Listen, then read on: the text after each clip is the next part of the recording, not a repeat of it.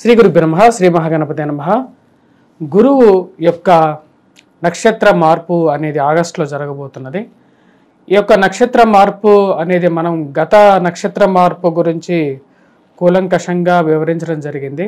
ఇప్పుడు జరుగుతున్నటువంటి మార్పు వచ్చేటప్పటికి గురు నక్షత్రం అంటే గురువు తన యొక్క నక్షత్రం ప్రస్తుత నక్షత్రం వచ్చేటప్పటికి శుక్రుడి యొక్క నక్షత్రమైనటువంటి రోహిణి నక్షత్రంలో శత్రుస్థానంలో ఉన్నాడు.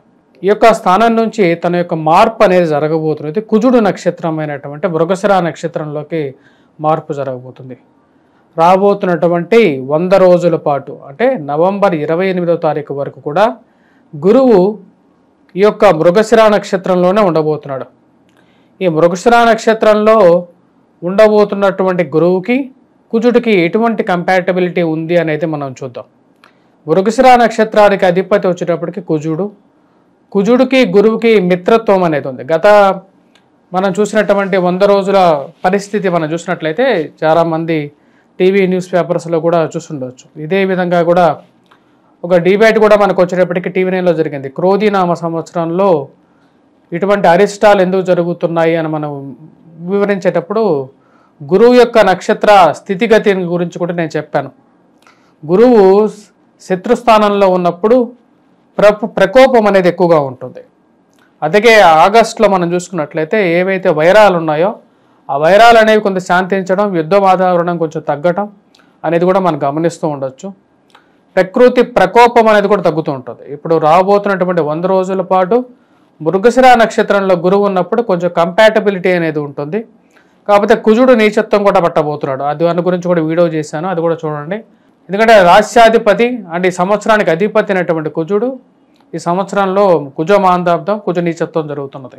ఈ జరగబోతున్నటువంటి కూడా అక్టోబర్లో జరుగుతున్నది అన్నమాట. అక్టోబర్లో జరగబోతున్నది. దాని యొక్క ప్రభావం అనేది కూడా ఈ యొక్క భూమండలం మీద, మనుష్యుల మీద మరియు అదేవిధంగా మరియు మిగతా చరచరాల మీద కూడా ఉంటుంది.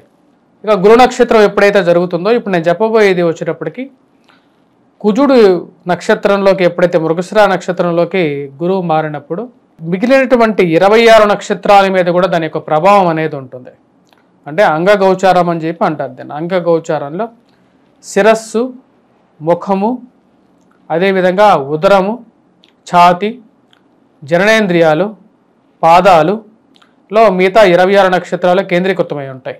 ఒక నక్షత్ర మార్పు జరిగినప్పుడు 26 నక్షత్రాల మీద కూడా దాని యొక్క స్థితి ఫలం అనేది ఇవ్వడం జరుగుతుంది. దీన్ని బట్టి కూడా ముహూర్త నిర్ణయం, అదేవిధంగా మిగతా 26 నక్షత్రాల యొక్క స్థితిగతి మీద వాడి యొక్క ఫలం అనేది చెప్పడం జరుగుతుంది. ఇప్పుడు అది ఎటువంటి ఫలితాన్ని ఇవ్వబోతుంది, 26, 27 నక్షత్రాల వారికి సుఖంగా ఉంటుంది అని చెప్పి దీనిలో ఉండదు, అది గమనించాలి.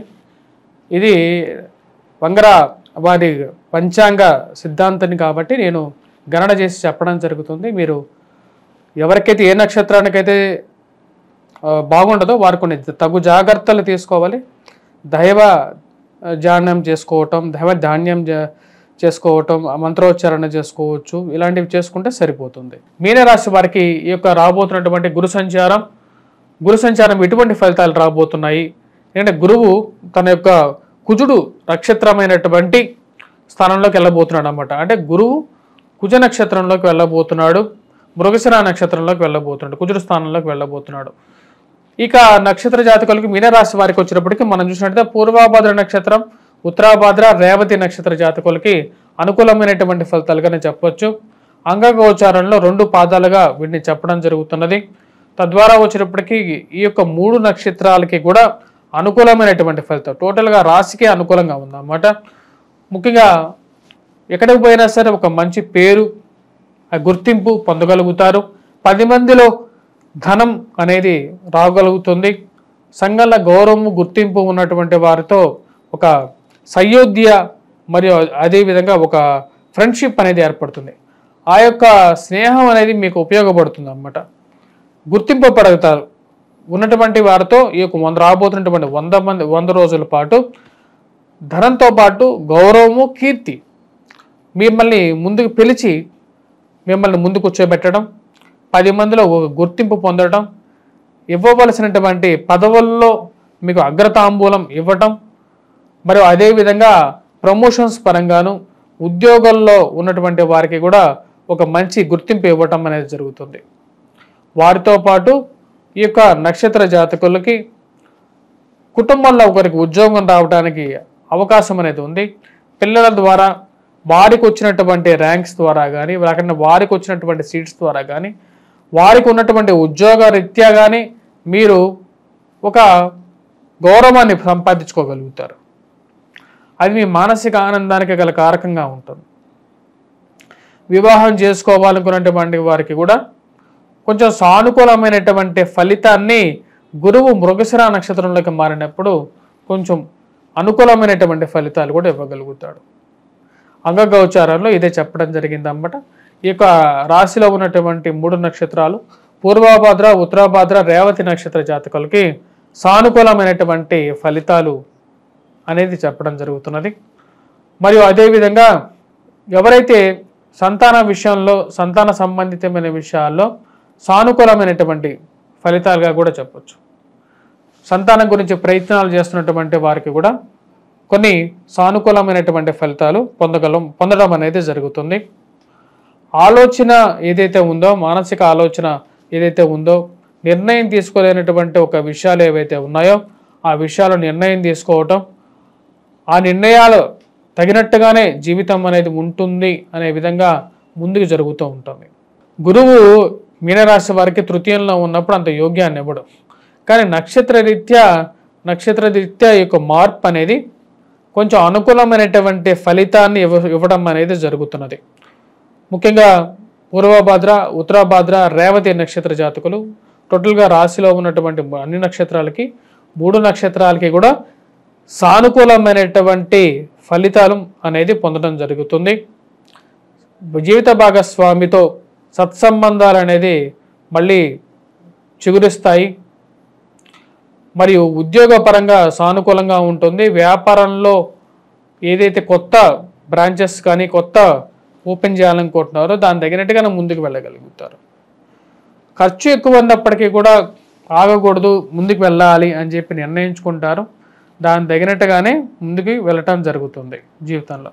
ఎటువంటి పరిహారాలు చేసుకోవాలి అనేది చూద్దాం. ఈ రాశి వారికి వచ్చేటప్పటికి ముఖ్యంగా రాశితో పాటు నక్షత్ర రీత్యా చెప్పడం జరిగింది. 27 నక్షత్రాలకి ఏ నక్షత్రానికి ఆ రాశిలో ఉన్నటువంటి 3 నక్షత్రాల్లో ఏ నక్షత్రానికి బాగలేదు కూలంకషంగా చెప్పడం జరిగింది. సో ఈ నక్షత్ర రీత్యా ఆ నక్షత్ర వాళ్ళు ఎవరెవరికైతే కొంచెం ఇష్యూస్ అనేవి ఎదురవుతూ ఉన్నాయో వారి యొక్క సొంతంగా ఎక్స్పీరియన్సెస్ బేస్ మీద కూడా వారు ముఖ్యంగా వచ్చేటప్పటికి గాయత్రి మంత్ర జపం, ఎవరికైతే ఉపాసన ఉందో గాయత్రి మంత్ర జపం చేసుకోవచ్చు. లేనటువంటి వారు మేధా దక్షిణామూర్తి శ్లోకాన్ని పఠించడం, అదేవిధంగా గురువారం పూట దత్తాత్రేయ స్వామిని పూజించినట్లయితే సరిపోతుంది. లేనటువంటి వారు నివసించేటువంటి గృహంలో ముఖ్యంగా ఈ నార్త్ ఈస్ట్ సైడ్ దీపాన్ని ఉదయం పూట సాయంకాలం పూట దీపారాధన చేయగలిగే, ఎందుకంటే మన పూజా మందిరం నార్త్ ఈస్ట్ సైడ్ ఉంటుంది, లేకపోతే ఈస్ట్ ఫేసింగ్లో కానీ ఉంటుంది. అక్కడ దీపారాధన అనేది అనునిత్యం చేయాలన్నమాట. అంటే ఉదయం పూట సాయంకాలం పూట 2 పూట్ల చేయటం వల్ల కొంచెం అనుకూలమైనటువంటి ఫలితాలు ఎక్కువగా ఉంటాయి. ప్రతి పూర్ణిమ రాబోతున్నటువంటి పూర్ణిమలు ఏవైతే రాబోతున్నాయో అంటే భాద్రపద పూర్ణిమ, నెక్స్ట్ రాబోతున్నటువంటి అక్టోబర్లో మనకు వచ్చేటప్పటికి ఆశ్వీజ పూర్ణిమ అనేది ఉంటుంది.